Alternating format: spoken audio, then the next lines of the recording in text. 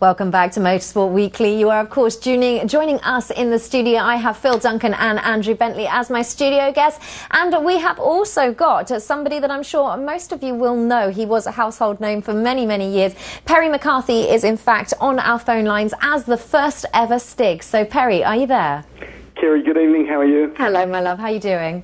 Good to speak to you, love.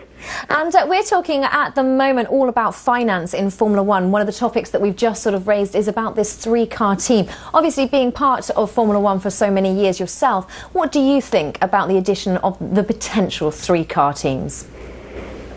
I think it's a really difficult topic. There's going to be some people that are really in favour of it, that are really inside Formula One, some people that aren't. For me personally, as, let's say, a fan of Formula One, then I'm not in favour of it. I understand certain cost implications. I understand the economic environment for the smaller teams, certainly, and they would probably, in a three-car team scenario, be amalgamated into some of the larger teams. That's how I would imagine it, because if we go to a three-car team, we're probably looking at a reduction of 3 teams overall to come down to 8 teams running 3 cars. So we'd have a grid extension of another 2 cars. So that would run 24 cars. So that's great. But we don't get the variance of, let's say, the Mercedes Works team through to somebody at the back of the grid currently like both Mauritia or Caterham. So we take 3 brands out of that, and we take 3 hopefuls out of that. I guess we probably would also be taking an awful lot of people who have passionately built up those teams and worked for those teams out of that. This is just my summation of it, or my idea of it, that maybe they would stay around in some form or another, but be, let's say, a B team as provider of third car to the 3-car teams. That's the only way I could see it happen. Whatever the issue is on the table, I'm absolutely positive we're certainly not talking about 2015. It'll be looked at for 2016. But if we look at some of the problems that Formula One and, many other sports reliant on sponsorship have faced for quite a while now, is that the economic environment is a little bit tighter, and we're seeing some fairly major names in Formula One. McLaren would be one of them, to be honest, where we're not seeing the car full of decals anyway. So they appear this year to have had problems selling their rate card or their advertising page, which is the car, to global sponsors. And now we're looking at the responsibility of running a third car. Well, whichever way you cut it, sure, the marginal costs are going to be less on running a third car, but it's certainly going to be more expensive. And some of these guys are having real problems. So I think they're the base parameters. They're the questions to be asking. Is this actually feasible? But I certainly do not see it for 2015. No, I don't think so. But yes, certainly an interesting topic to discuss.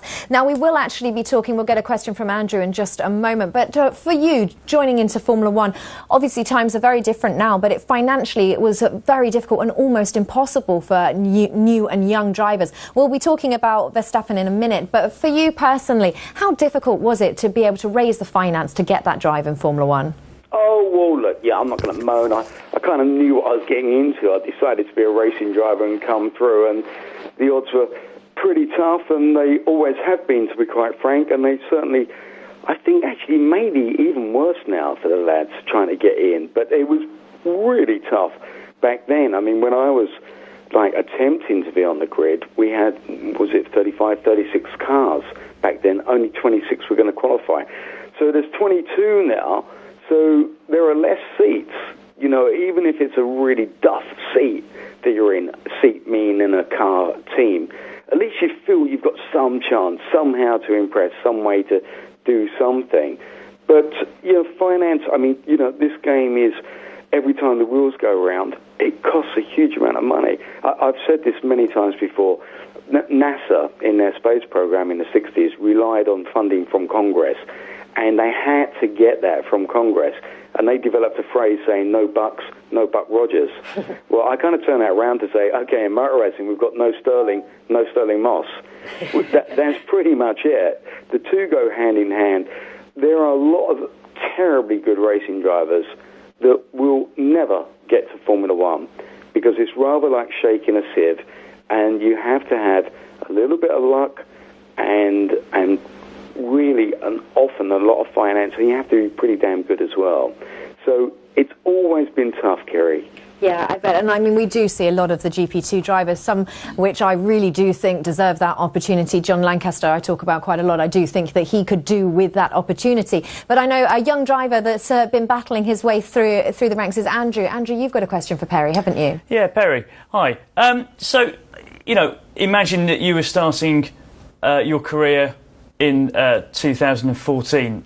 How do you think you'd fare? You know, I started my career some 10, 15 years ago, so probably a little bit different from what it is now. But how do you think you'd get on if you had your time again? If I start my career in 2014, Andrew, I'd be 53 and I'd get nowhere. You know, but what would I do? You know, my mentality was that no is not an option. And that's not a catchphrase. That's how I behaved. That was it. I spent every day of the week. To begin with, I worked on North Sea oil rigs. Everybody told me it was impossible to get the money to start, so I went out there for 2 years, got the money together, carried on. Once I started racing, luckily enough, I went pretty quick and got wins straight away, and then carried on walking around industrial estates every single day of the week, knocking on doors. This was before the time, certainly for me, of managers, trainers, nutritionists, etc. It was sheer bloody mindedness to say, look, I believe I can do this. Nobody's out there to help me, so either put up or shut up, sunshine. So my own attitude is 2014 as opposed to 1983 when I kicked off, 1982, no different. And that's what I had, and certainly my contemporaries around me had in the car. I reckon you've still got to drive today, Perry, with that attitude. Now, we've also been joined in the studio by Phil Duncan. Phil Duncan is a writer for the Daily Mail Online. Phil, have you got a question for Perry? Yeah, hi, Perry. I hope you're well. I was just wondering what you thought we can do in F1 to make sure that the best drivers, you know, end up in F1. It's not always the case. We don't always have probably the best drivers in the sport. I mean, what do you think they can do from the base down to ensure that we have the best drivers there? I don't think we're doing a bad job at the moment. You know, I think with the real exception of, you know, I won't go into names, but let's say one or two drivers that I'm not totally convinced about. The rest of them I think are great. I really do. I think that, you know, we've always got the dynamic. You know, one of the most interesting things that we've got always is not necessarily team against team with regard to the driver, but I've always maintained that even though you may, you know, really like him, your teammate is actually your worst enemy because he's seen to have the same equipment, same tyres, same engines, same opportunities. So, you know, if he's got an illustrious background and if you've, you know, a high achiever, you know, let's find out who is the boy. I mean, we've got this at the moment, obviously, with Nico and Lewis. So, as far as I'm concerned, for me personally, I'm such a fan of the sport. I'm such a fan of what everybody does. I really am on side. There's a couple question marks about a couple of drivers for me, but mostly I think the boys that are there are massive. Even if they've had to bring sponsorship, are deserving of that place. So, you know, what we're talking about at the end of the day with Formula One and what makes it so incredibly special, all the talented boys that are in the Premiership football, well, I think maybe a rough guess is that we've maybe got 400 Premiership footballers in the UK alone. So if you times our Premiership by how many countries that are deemed to have such an illustrious Premiership, that's a lot of players. In Formula One, we have 22 globally. So this is a sharp end. It's the absolute sharp end of a pyramid. It's not fair. Not everybody is going to get through. That's life. Okay, and just while we're talking about people that have got through, there's obviously Max Verstappen, I hope I'm saying his name correctly, who has, a drive for 2015. I personally believe he's too young. That's my own personal opinion. Perry, what do you think? Why do you believe he's too young? I don't know. I just think that maybe if he fails this time around, that's his opportunity gone. I don't know, though. I'm asking you, as a Formula One driver and somebody that certainly knows, what do you think? Well, Kiri, nice of you to call me now, man, and XF1 and obviously well at the back of the grid. But I am absolutely undecided on this question, because the thing about Max being 17 years old, we have to remember that Max started so incredibly young. So he's had huge support from his father, Jos, who was, Jos was actually a very quick Formula One driver. Didn't always get it right, but a very quick Formula One driver.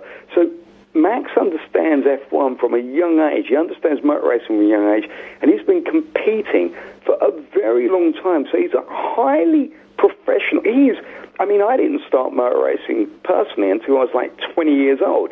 So Max has actually got somewhere in a region of, 12, 13 years experience, 3 years younger than when I started. Do you see what I'm saying? Yeah. So as a finished product, the guy is obviously highly experienced. Then, on top of that, to hear highly experienced people within motor racing journalism and also inside the Red Bull family tout Max as being an incredible talent, and I've seen what the boy's been doing as well. He is really special at this moment in time. It looks as if he's got both the ability and the attitude to take Formula One on. So it's certainly going to be a wait and see, isn't it? It's going to be an interesting 2015 to watch his drive. This is the kind of split decision thing. Is that probably from the work ethic and also the experience and the application and the dedication and determination that the bloke's had already, he's probably a seriously great driver. But what does it say about Formula One currently that he can go in and do such a great job in first practice that he did recently? Maybe the cars are a little bit too easy to drive at the moment for a young, fairly slim 17, and for those of you are wondering why I've said fairly slim, years ago, these things used to be, they took a bit of muscle to hustle around a track, So we've got a 17-year-old coming in and doing a great job. So mentally and skill-wise, fantastic. But Perry, thank you so much for joining us. Sorry to interrupt you there, but we've got Colin Turkington joining us on the line. So it's been fantastic to speak to you, and hopefully speak to you again soon.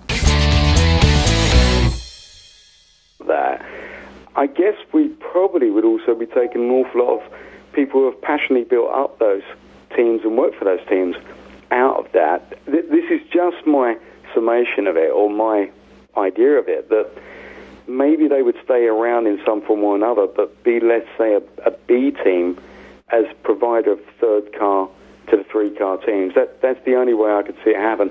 Whatever the issue is on the three teams overall, to come down to 8 teams running 3 cars, so we'd have a grid extension of another 2 cars. So that would run 24 cars, so that's great. But we don't get the variance of, let's say, the Mercedes Works team through to somebody at the back of the grid currently like both Mauritia or Caterham. So we take 3 brands out of that, and we take 3 hopefuls out of it. Welcome back to Motorsport Weekly. You are, of course, joining us in the studio. I have Phil Duncan and Andrew Bentley as my studio guests. And we have also got somebody that I'm sure most of you will know. He was a household name for many, many years. Perry McCarthy is, in fact, on our phone lines as the first ever Stig. So, Perry, are you there? Kiri, good evening. How are you? Hello, my love. How are you doing? Good to speak to you, love. And we're talking at the moment all about finance in Formula One. One of the topics that we've just sort of raised is about this 3-car team. Obviously, being part of Formula One for so many years yourself, what do you think about the addition of the potential 3-car teams? I think it's a really difficult topic. There's going to be some people that are really in favour of it, that are really inside Formula One, some people that aren't. For me personally, as, let's say, a fan of Formula One, then I'm not in favour of it. I understand certain cost implications.